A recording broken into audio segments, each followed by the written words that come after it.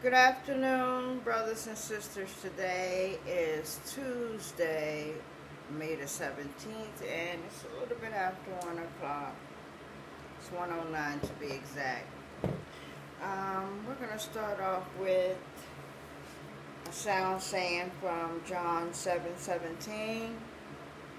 It says, "If any man will do his will, he shall know of the doctrine." Yes, Lord. Any of the Lord's servants doing his will, both male and female, are quite familiar with the doctrines. Okay? If any man do his will, he shall know of the doctrines. The back is coming from John 11:40. And it says, "Say I not unto thee, that if thou wouldest believe, thou shouldest see the glory of God? Say I not unto thee, that if thou wouldest believe, thou shouldest see the glory of God." What is that saying? You must first believe in order to witness the glory of God. Okay? We don't have any notes this morning, only because I want to get through the reading that we should have done yesterday. So we're going to do that alone. And we will be reading from the book of Zechariah. Let me give you I haven't done this in a really long time, but I feel like I need to give you an introduction into Zechariah. I do it occasionally. His writing was between 520 and 518 BC. Chapters 1 to 8, 9 to 14.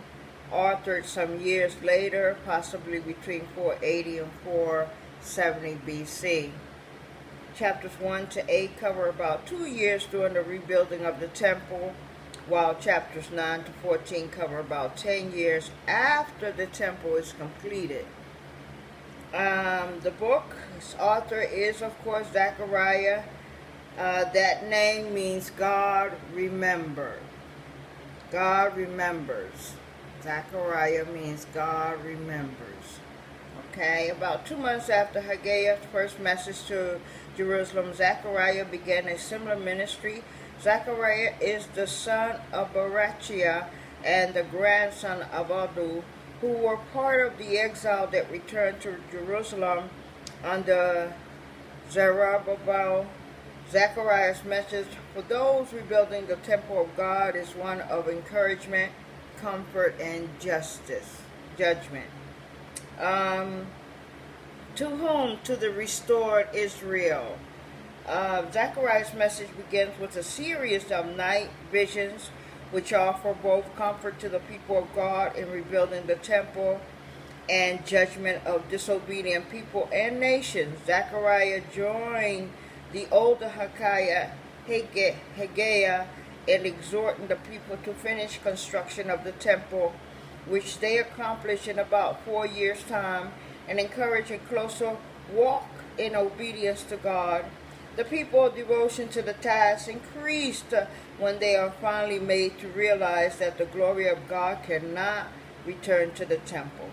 If the temple does not exist, Zechariah's prophecies concerning the Messiah include the righteous branch, which is one of his names, the triumphant entry on the colt of a donkey, the betrayal for 30 pieces of silver, the potter's field, and the piercing of the good shepherd. The book closes with the day of the Lord and the restoration of Israel. We always have key points in every introduction. I call them PowerPoints. And obedience, Messiah, Zechariah lets the nation know that the future of blessings are contingent upon the people's obedience to God and His Word. The coming of the Messiah is central to the book, His power, betrayal, and kingdom. Here are our PowerPoints. God's ways are not just best for God, they are also best for us.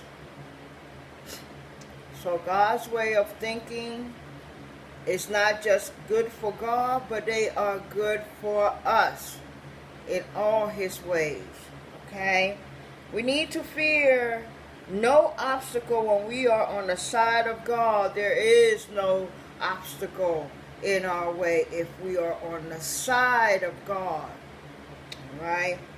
God desires pure actions, but even more, he desires pure motives for our action. A person in love with the Lord will always also have love and compassion for others. And this is why I say to you to extend this love to your neighbors, not just your friends. It is very important to give this love to your neighbors, to the right, to the left, in front of you. For you never know when something will happen in this world, and it's good that if you are a loving, kind, and compassionate person to your neighbors in times of trouble, that will pay off for you. You don't want trouble to come your way and your neighbors shut the door in your face. You don't want that. This is why it's so important to extend that love to all people, specifically your family, friends, neighbors, strangers. It's very important to give love, because that is what returns unto you. Okay? Give that which you want returning to you. Don't give that which is evil. Don't give blasphemy, because that also will return unto you 100 folds. And that's a promise. Alright? So, God's plan of redemption through Jesus Christ was established from the time sin first entered the world. When did that happen? It happened in the Garden of Eden. Alright? Since that time. A long time ago. But we're still feeling the effects of what happened in that garden. Okay? That is the entire... And since I am in my colorful rainbow, colorful Bible, from verse 8 to verse 21 is all prophecy. From verse 1 to 7 is a mixture of silver for history, black for sin, orange for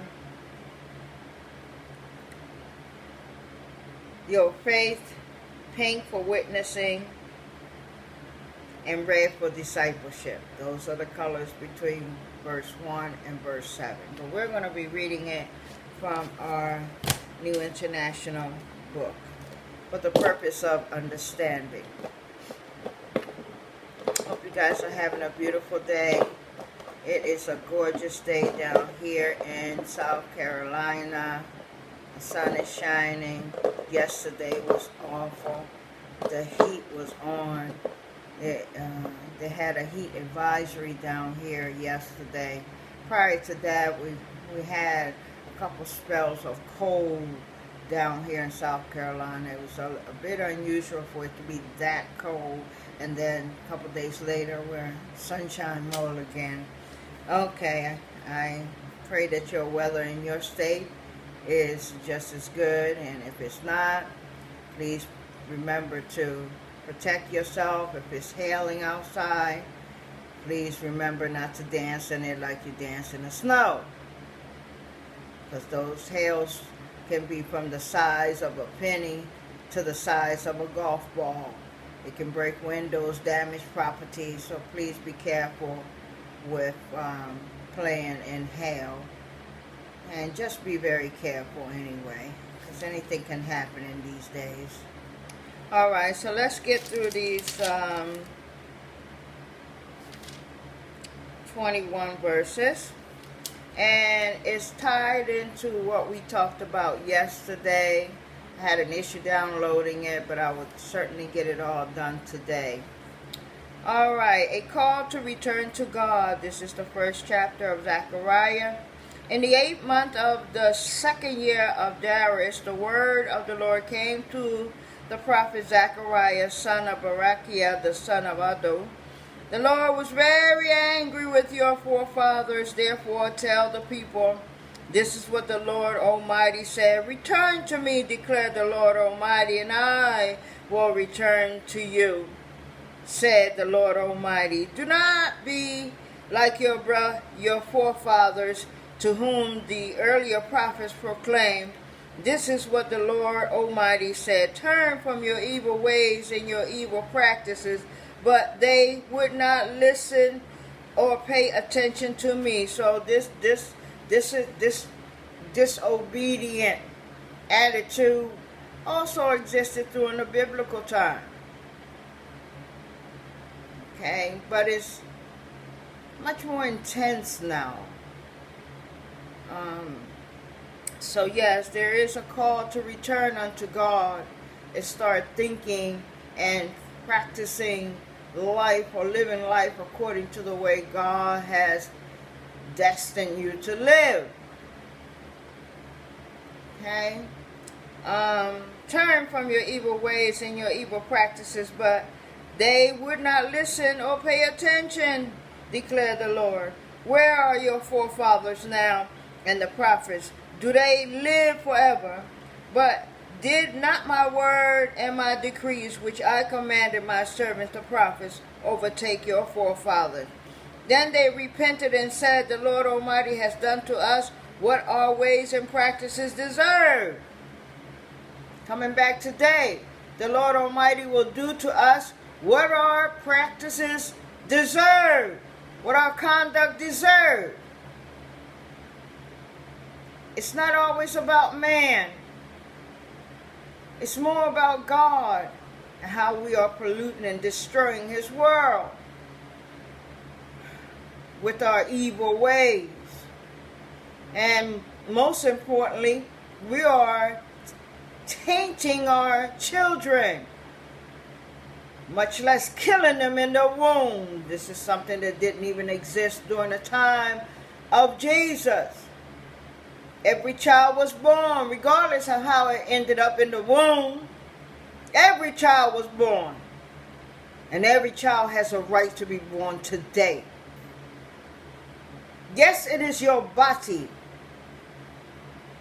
But the child in your womb is not something you put in there. It is God who put that child in your womb.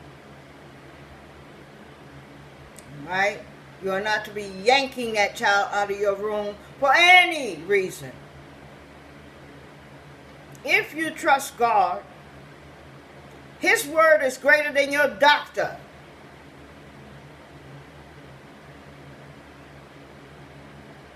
If your doctor says this child will harm you, please pay attention not to that. Get on your knees and ask God to guide the development of this child, to see that you both come out of it alive and well, for He is greater than your doctor.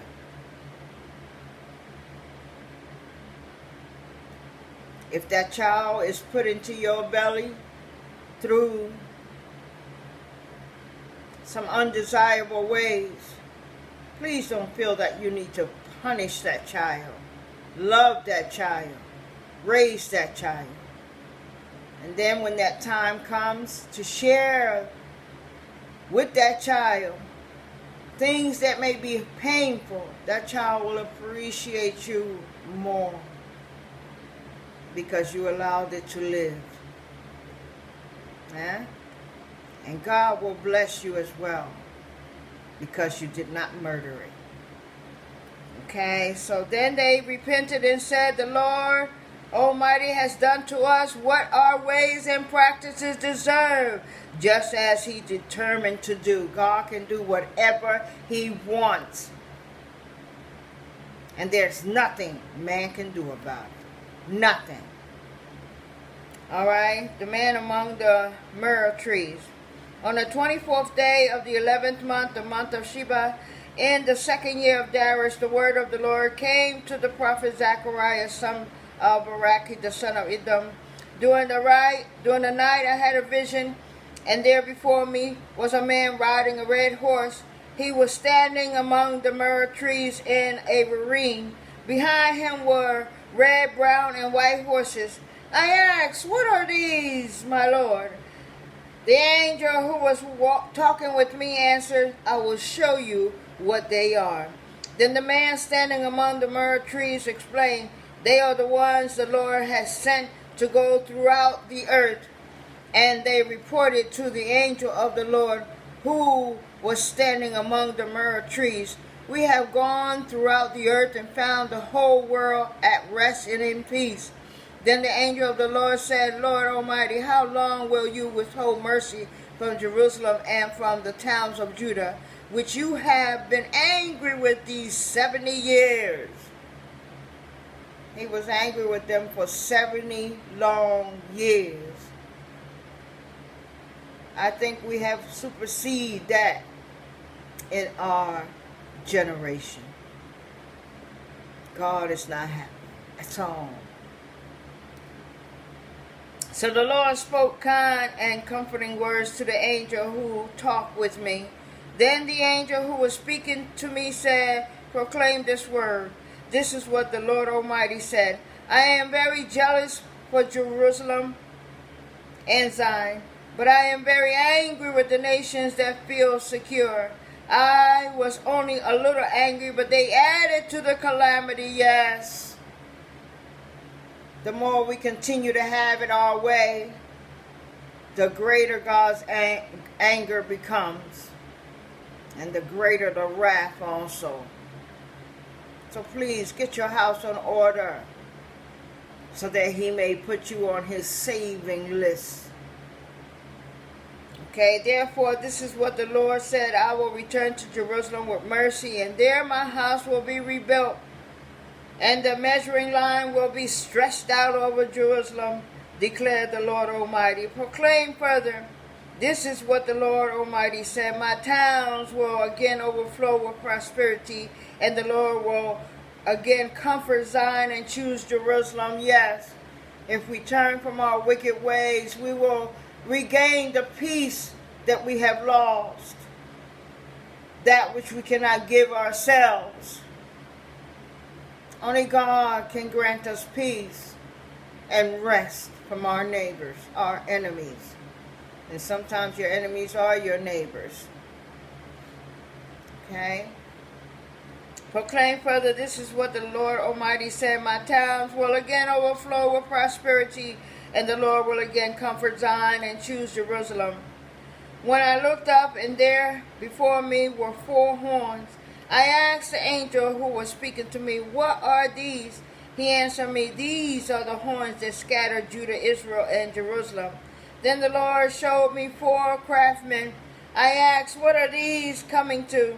He answered, these are the horns of scattered Judah, so that no one could raise his head, but the craftsman has come to terrify them and throw down those horns of the nations who lift up their horns against the land of Judah to scatter its people. And that is all 21 verses of Zechariah chapter 1. That will be all for today.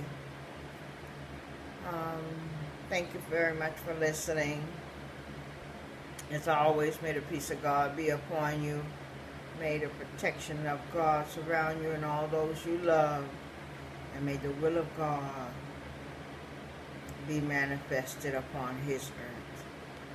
I love you. God loves you more. Have a beautiful day. And if I live and nothing happens, we can do this again tomorrow. Have a good day.